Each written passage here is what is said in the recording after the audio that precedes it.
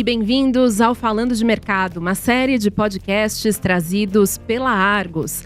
No episódio de hoje, mais que especial, vamos falar sobre os impactos das tarifas impostas pelos Estados Unidos a mais de 185 países. No dia 2 de abril de 2025, o presidente dos Estados Unidos, Donald Trump, anunciou que pelo menos 10% de tarifas seriam impostas a diversos países. E no episódio de hoje, eu tenho o prazer de receber a equipe de especialistas da Argos no Brasil para debater sobre como essas tarifas devem afetar o mercado brasileiro de grãos e fertilizantes. Eu sou Renata Cardarelli e ao meu lado tenho a Gisele Augusto, especialista de fertilizantes da Argos no Brasil.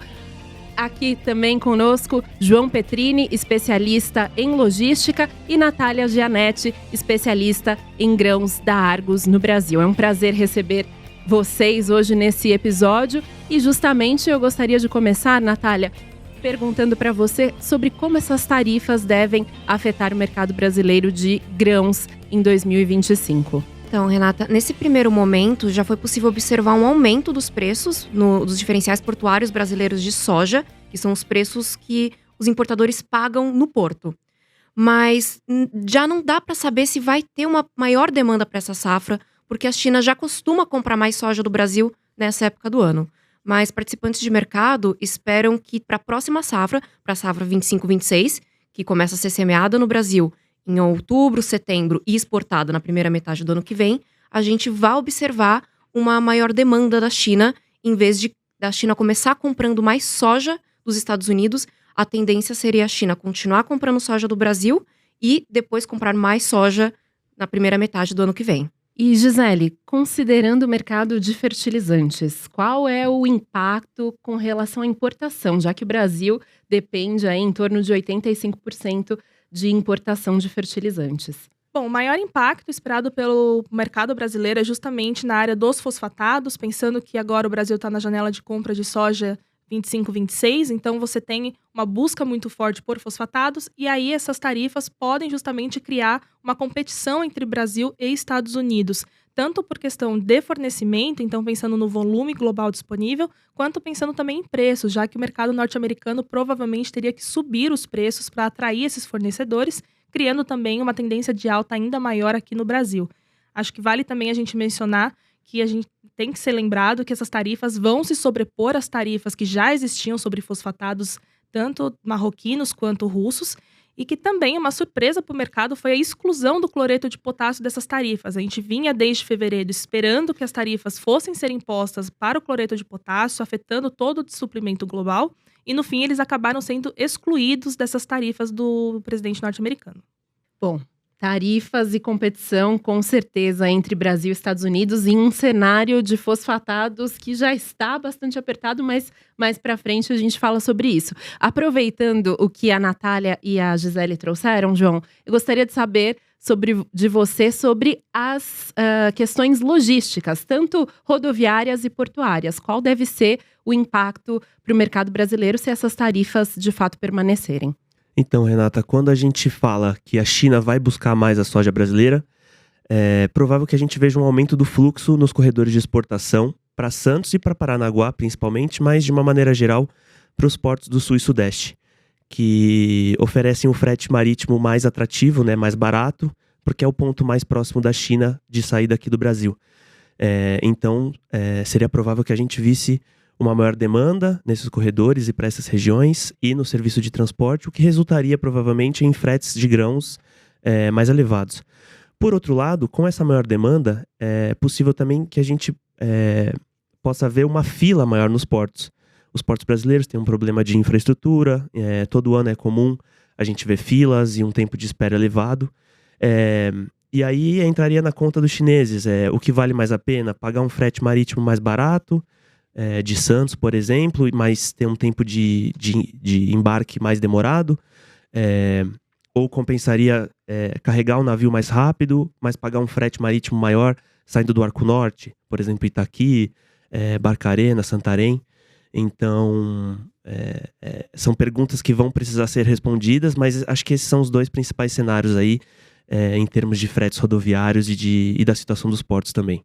Ou seja, o cenário é ainda bastante incerto. Então, vamos falar da safra 25-26, mas não tem como falar dessa safra sem falar da atual, 24-25. Natália, você pode começar, por favor, falando como está, então, o andamento da produção de soja? Claro, Renata, a colheita da soja já está acontecendo e está na reta final. Apesar de um início bastante lento por causa do excesso de chuvas, a situação se normalizou lá no início de fevereiro e desde então os trabalhos têm avançado rapidamente em praticamente todo o país. Além disso, as condições climáticas têm sido bastante favoráveis e tudo aponta que essa será uma produção recorde de soja. Participantes do mercado esperam que essa safra possa ultrapassar 170 milhões de toneladas de soja, o que está bastante acima dos cerca de 150 milhões, que é o atual recorde. E a única exceção, atualmente, das boas condições que têm sido observadas da soja em todo o país é o Rio Grande do Sul, que passou por um período de seca extrema nesse começo de ano, o que reduziu muito o potencial produtivo da soja lá. Mas o Mato Grosso, que é o maior produtor de soja, tem registrado condições excepcionais. Então, no final, ele vai mais do que compensar as perdas no Rio Grande do Sul. E esse bom resultado da safra atual favorece que a próxima safra, 25-26, também tenha um recorde, porque amplia o poder de compra do produtor para fertilizantes. Bom, considerando esse cenário de safra de soja recorde, qual tem sido, João, a tendência dos fretes rodoviários no Brasil? Então, Renata, foi um ciclo marcado por uma alta expressiva nos fretes de grãos, comparado principalmente com o ciclo anterior, quando a safra de soja teve problemas, então a produção não foi tão elevada. Isso resultou em fretes mais baratos comparado a 2025.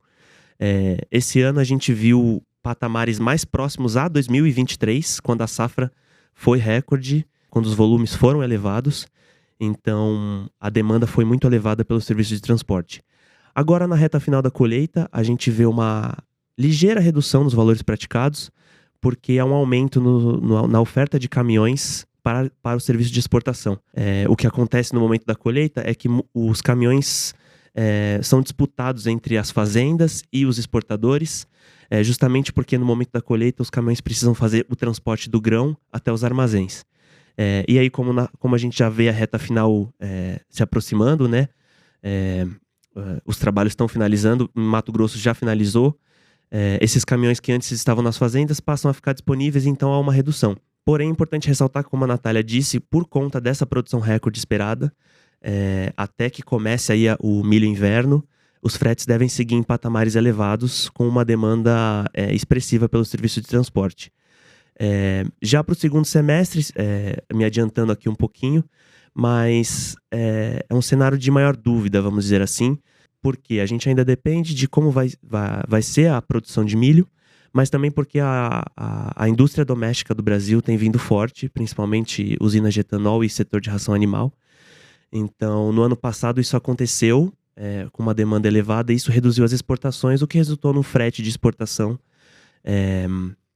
mais reduzido, já que não tinha tanta demanda. Então, para o segundo semestre é uma pergunta que a gente ainda vai precisar responder e analisar como vai ser esse cenário. E neste momento, Natália, com a atual projeção de uma safra recorde para a temporada 24-25, como os preços se comportam? Contrariando todas as expectativas de mercado, os preços não caíram, não atingiram os níveis negativos que foram atingidos há 2 anos. Na verdade, nos portos, os diferenciais portuários alcançaram os seus maiores níveis desde 2022, os níveis antes da safra recorde despencar os preços. Isso aconteceu principalmente por causa da política tarifária dos Estados Unidos. Esse temor derrubou o preço internacional da soja, mas favoreceu o Brasil, que é o maior exportador de soja do mundo, e para onde há a expectativa de uma demanda chinesa se voltar ainda mais caso os Estados Unidos realmente sigam com as tarifas aos produtos importados. Além da política tarifária, a lenta comercialização da soja acabou também favorecendo os preços subirem porque havia uma oferta reduzida. O produtor não estava vendendo a soja nos últimos meses e com essa oferta reduzida, os preços subiram. Falando agora um pouquinho sobre fertilizantes, Gisele, qual tem sido o comportamento do agricultor pensando já na safra 25-26? O O agricultor começou a pensar na safra 25-26 lá no quarto trimestre de 2024, então ele já começou a garantir volumes de cloreto de potássio, que na época estavam em preços extremamente atrativos na relação de troca do agricultor. Então a gente está falando de preços de 280, 290, que é um preço atrativo. Então garantiu bastante volume para entregas futuras, entregas no primeiro trimestre, entregas ali entrando no segundo trimestre de 2025. Isso impulsionou as compras para a safra 25-26 de soja. Agora, o que os agricultores têm feito, também os misturadores, é olhar muito mais para os fosfatados, pensando em adquirir esse volume que normalmente eles teriam adquirido no quarto trimestre de 2024 e postergaram para o início de 2025, pensando nos preços também que não estavam nos níveis que eles consideravam atrativos, consideravam ideais para fazer essas aquisições. Então, hoje a gente tem uma procura, desde o início ali, meados de janeiro, pelo super simples, né, tanto na indústria doméstica, então passando em algumas regiões para importação, e agora a gente vê um movimento indo em direção aos fosfatados de alta concentração, então um MAP 1152, um TSP, um triplo, pensando em conseguir recuperar esse percentual que deveria já ter sido adquirido. Gisele, você comentou sobre as compras de fertilizantes e de SSP no último trimestre de 2024. Nas últimas semanas, a tendência tem sido de alta dos preços de fosfatados como um todo. Qual é a perspectiva daqui para frente com relação aos preços de fosfatados?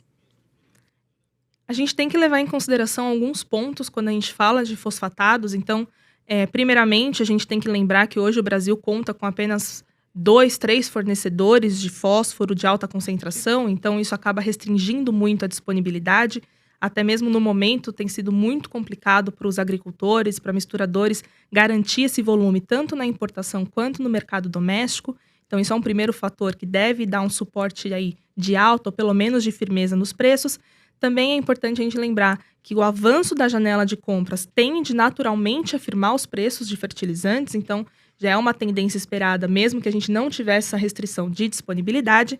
E aí a gente olha um pouco para o mercado global. Então a gente tem a Índia, que é um importante mercado comprador de fósforo e produtor, que também acaba determinando muito o que acontece no mercado de fertilizantes de fosfatado nos outros mercados, e ela está com preço de DAP mais elevado, preços firmes, até nas últimas semanas, com negociações a preços mais altos do que o esperado.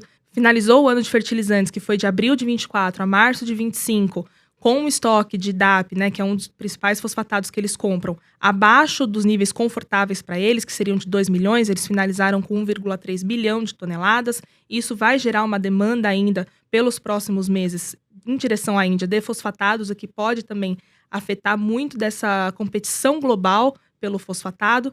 Temos que levar em consideração o fator China, não só o fato da China estar fora do mercado por enquanto, né, não está exportando para outras regiões, como também uma provável postergação do retorno deles ao mercado. Era esperado que eles retomassem ao mercado por volta de abril, maio, e agora existe uma expectativa de uma postergação porque os preços domésticos na China estão muito altos. Isso acaba fazendo com que o próprio governo chinês restrinja essas exportações para tentar controlar os níveis domésticos. E por último, a gente também tem que levar em consideração o preço de enxofre. O enxofre, entre fevereiro e março, subiu mais de $100, e isso acaba impactando muito o custo de produção de fosfatados. Por exemplo, o super simples, o SSP, que a gente estava comentando, vários participantes de mercado apontam que cerca de 30% do custo da produção desse fertilizante é justamente o enxofre. Então, um aumento de $100 em um mês acaba pesando muito no preço. Então, todos esses fatores em conjunto devem dar uma tendência de alta ou pelo menos uma firmeza nos preços. No entanto, o agricultor não tem muito para onde correr, não tem muito o que fazer, ele vai precisar adquirir esse volume para poder plantar a safra 25-26. Bom, pensando no estreitamento da janela, né, nós estamos em abril, os principais estados produtores plantam a partir de meados de setembro. Qual tem sido o comportamento, João, dos fretes de fertilizantes e qual a tendência para os próximos meses? Então, Renata, nesse momento a gente vê uma redução nos fretes de fertilizantes. Eles estão em patamares reduzidos comparado com o que a gente viu em 2025 até agora. Justamente por isso, a colheita de soja ainda está acontecendo em algumas áreas e o que já foi plantado de milho inverno está esperando ser colhido. Então, produtores não têm essa necessidade de receber o fertilizante nesse momento para aplicação, porque não tem basicamente onde aplicar ou motivo para aplicar. Então, ali mais ou menos em meados de março, ali depois do carnaval, a gente viu uma redução nos fretes. Algumas rotas que a gente acompanha, uma diferença aí até de R$100 por tonelada. Mas não foi assim, né? Em 2025, principalmente no começo do ano, a gente viu uma alta nos valores praticados, principalmente por 2 pontos. Uma pela própria competição com o transporte de grãos. Então, o transporte de grãos estava pagando tão bem que o motorista preferia descarregar a soja no porto e voltar o mais rápido possível para pegar novamente soja para transporte, preterindo o fertilizante. Então, foi necessário uma alta dos fretes de adubo para tentar atrair esse motorista.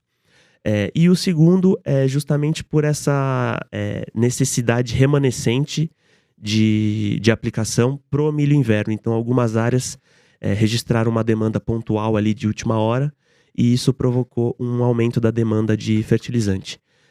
Para a sequência do ano, difícil fazer uma previsão, né?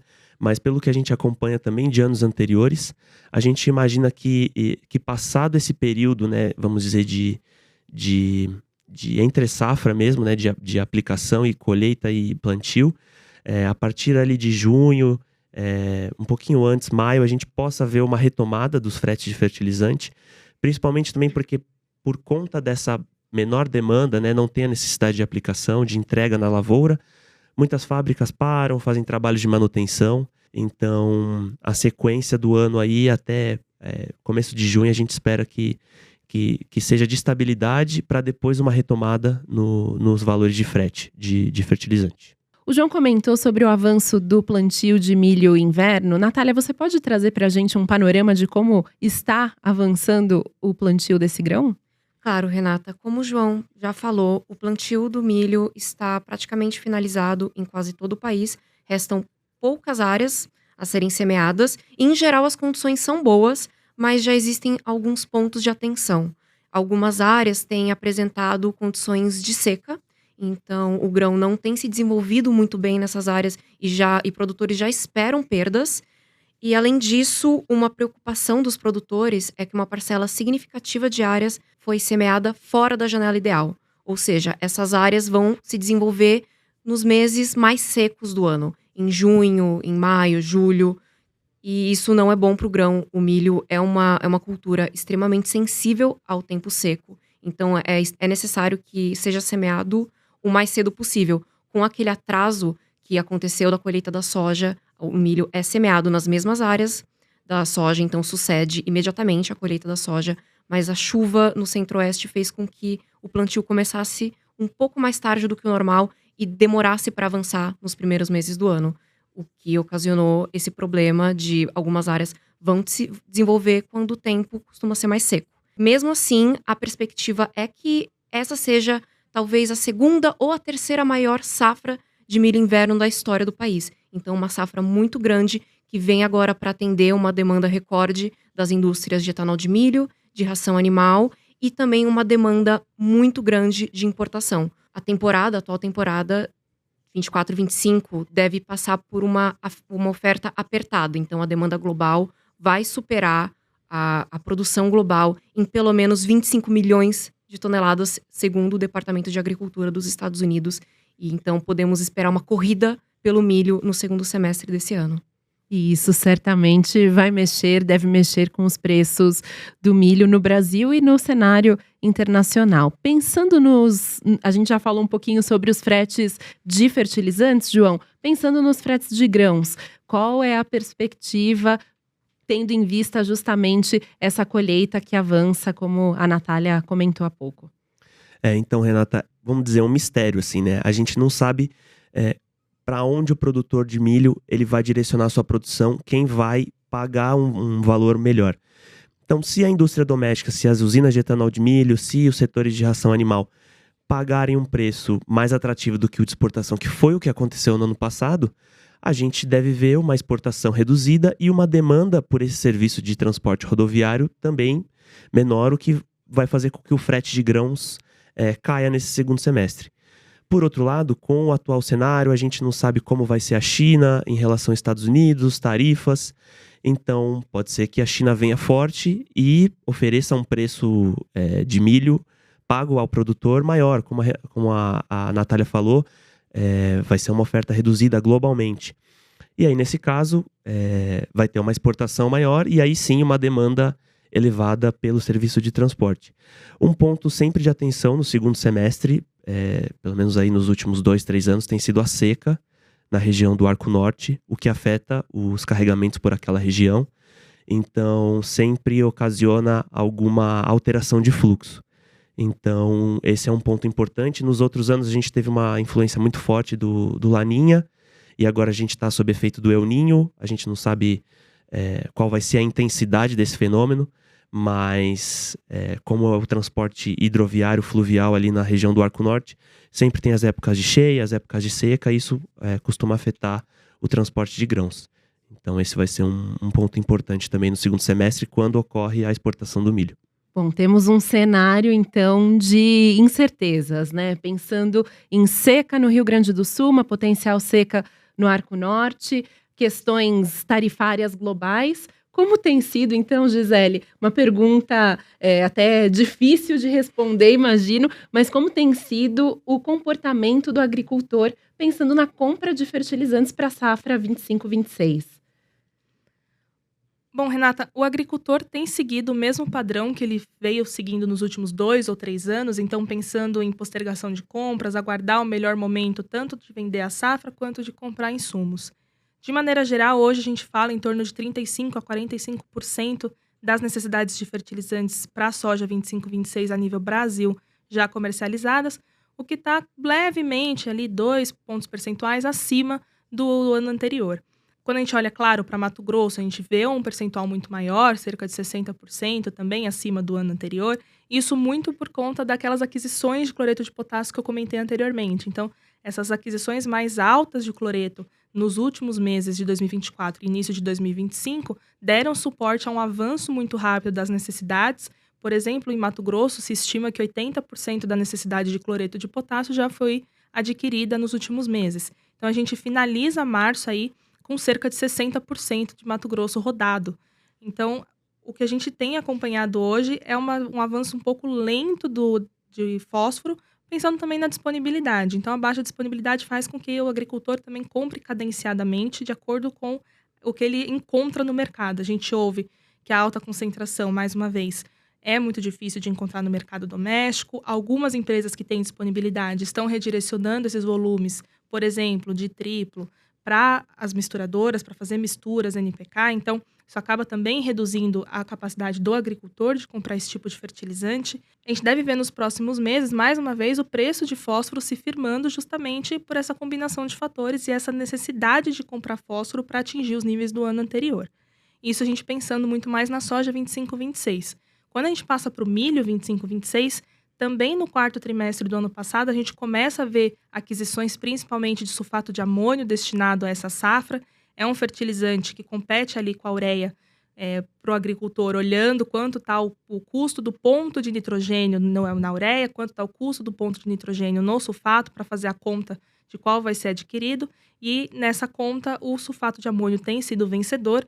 Então, desde o final de 2024, a gente tem visto essa tendência de adquirir sulfato de amônio, pensando em carregamentos em junho, julho, agosto e até mesmo setembro, para suprir principalmente a segunda safra de milho 25-26. Hoje, quando a gente olha para milho, a gente vê em torno de 15% da safra, das necessidades da safra negociadas até o fim de março, em comparação com 10% no ano passado, de acordo com participantes de mercado. E aí, as regiões onde mais tem tido negociações pensando em milho tem sido justamente nas áreas onde tem usinas de etanol de milho, justamente pelos compradores da região serem mais capitalizados por terem conseguido melhores preços também com o produto final. Bom, falamos sobre a comercialização de fertilizantes para a próxima safra. Não tem como falar sobre a compra de fertilizantes sem falar da venda da produção agrícola. Então, Natália, qual é o ritmo dessa comercialização da safra 24-25? Em geral, é um ritmo bastante irregular e até um pouco atrasado em relação à média dos últimos anos. Na soja, temos praticamente metade da safra já vendida, mas o produtor, ele aproveita as oportunidades. Nos últimos anos, depois da derrocada dos preços da soja globalmente, com com excesso de oferta global, o produtor de soja passou a vender de acordo com as necessidades financeiras dele, de acordo com a capacidade de armazenamento, que é bastante limitada no Brasil. Então, conforme a colheita avança, o produtor precisa vender mais dos seus estoques e também de acordo com o dólar. As vendas de soja acontecem praticamente todas baseadas no dólar. Então, quando o dólar sobe, o produtor quer vender porque o lucro dele vai ser maior. No começo do ano, o dólar se desvalorizou bastante por causa dessa questão das políticas tarifárias dos Estados Unidos. Então, o produtor que antes vinha num ritmo até que acelerado de vendas de soja, começou a parar de vender tanta soja. Nessa mesma época, os fretes começaram a subir bastante. Então, com medo dos custos de transporte aumentarem ainda mais, o produtor reduziu ainda mais o ritmo de venda da soja. E também teve muito medo dos estoques de soja desse ano de uma safra recorde pressionarem os preços. Então, o produtor não queria vender de jeito nenhum. Então, agora o produtor começa a vender mais com a colheita de soja na reta final. Então, ele precisa liberar espaço para as áreas colhidas. E também ele aproveita os momentos que têm sido mais frequentes ultimamente de aumento do dólar. Já para o milho, continua bastante estagnado. O foco do produtor agora é a venda da soja. Ele sempre vai preferir vender soja, porque o preço da soja, naturalmente, é maior que o do milho. Mas depois que a soja estiver bastante comercializada, quando a colheita do milho começar a avançar e a demanda ampliar, o que é natural a partir da segunda metade do ano, você pode esperar um ritmo mais acelerado, principalmente por causa da demanda recorde das indústrias de etanol de milho e de ração animal, o que acelerou as vendas de milho na segunda metade do ano passado. E eu comentei que a gente precisava analisar em conjunto a comercialização da produção agrícola com a venda de fertilizantes, pensando justamente na principal forma de financiamento dos produtores, dos agricultores brasileiros, que é a relação de troca, também conhecida como barter. Gisele, a Argos faz um acompanhamento semanal da relação de troca, que é um acompanhamento publicado no relatório Argos Brasil Grãos e Fertilizantes. Você pode contar para a gente como tem sido o comportamento da relação de troca nas praças acompanhadas pela Argos? Claro, Renata. Acho que, em primeiro lugar, é importante a gente deixar claro que a relação de troca que a gente calcula é com base numa cesta NPK, né, que leva em consideração fretes rodoviários, dólar, o preço do fertilizante, custos portuários, e faz um cálculo de uma cesta necessária para a produção tanto da soja quanto do milho, entre outras commodities. Nos últimos meses, pensando em fevereiro, março, a gente viu uma tendência de queda tanto para a relação de troca da soja quanto para a do milho, muito por conta de um aumento no preço da saca nas regiões. Então, pensando em Mato Grosso, Rondonópolis, Sorriso, o aumento no preço da saca de 60 quilos, tanto de soja quanto de milho, ajudou a reduzir a relação de troca. A gente teve também um preço de cesta NPK em reais mais baixo do que a gente vinha tendo em janeiro, em dezembro, então isso também ajuda a pressionar os preços para baixo. Em alguns momentos, o próprio frete rodoviário ajudou a pressionar essa cesta NPK. E, por fim, então, a gente tem uma relação de troca abaixo para o milho, abaixo do ano passado, para a soja levemente acima, coisas de 1 ou 2 sacas acima para a soja. Já para o milho, uma diferença muito maior, de 20, 25, até 30 sacas em relação à mesma semana do ano anterior. A gente está falando aí da primeira semana de abril de 2024, comparando com a primeira semana de abril de 2025. Então, a gente tem uma relação de troca em tendência de baixa por diversos fatores nas últimas semanas. Natália, e pensando em exportação de soja e milho, qual tem sido o comportamento da exportação do Brasil? Bom, nesse ano, com uma produção recorde de soja, a expectativa é de volumes recordes de soja sendo exportados, mais de 100 milhões de toneladas, a maior parte para a China, que é a maior importadora do mundo. Mas esses volumes recordes de soja trazem um problema, que é as longas filas de espera nos portos para embarcar a soja. Então, é muito provável que a gente veja muita soja sendo exportada pelos próximos meses, inclusive na segunda metade do ano, que é quando os volumes de soja começam a cair. Mas por causa dessas longas filas de espera, vai ter muita soja sendo exportada junto do milho.